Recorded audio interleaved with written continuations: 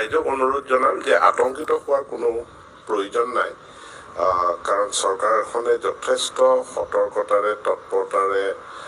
কামখিনি কৰি আহিছে আৰু আমাৰ ভেকচিনেশ্যন প্ৰাপ্তবয়স্কসকলৰ কাৰণে প্ৰায় সমাপ্ত কৰাৰ পাছত এতিয়া এই 15 বছৰ বা 18 বছৰ বয়সৰ ছাত্ৰ ছাত্ৰীসকলৰ কাৰণেও ভেকচিনেশ্যনৰ ব্যৱস্থাটো কৰা হ'ল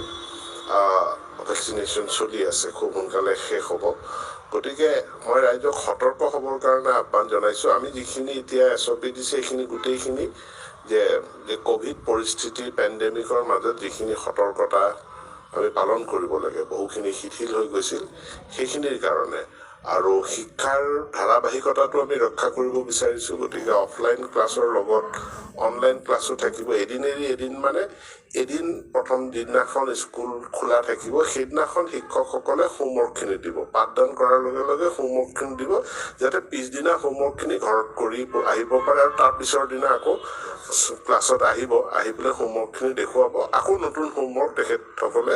ঘৰলৈ লৈ যাব গতিকে গোটেই ধাৰাবাহিকতাটো ৰক্ষা কৰিব পিতৃ মাতৃসকলে এইটো যত্ন ল'ব যাতে বিদ্যালয়ৰ পৰা যিখিনি হোমৱৰ্ক দি পঠাইছে সেইখিনি যাতে ঘৰত ছাত্ৰ ছাত্ৰীসকলে সেইখিনি যাতে কৰে তাৰ কাৰণে অভিভাৱকসকলক যত্ন ল'ব